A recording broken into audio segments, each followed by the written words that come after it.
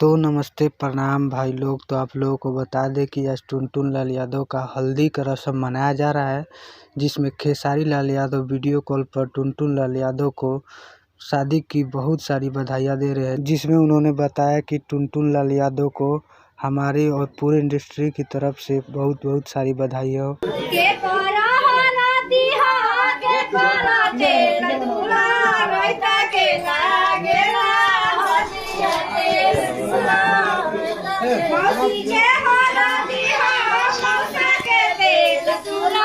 ढेर सारा आशीर्वाद पूरा भोजपुरी समाज की तरफ से नई जिंदगी की नई शुरुआत और बेहतर हो, इसकी शुभकामना भाई।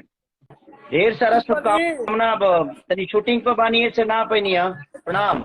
ऐसे ही नए नए अपडेट पाने के लिए हमारे वीडियो को लाइक और चैनल को सब्सक्राइब करें। मिलते हैं नेक्स्ट वीडियो में, जब तक के लिए जय हिंद जय भारत।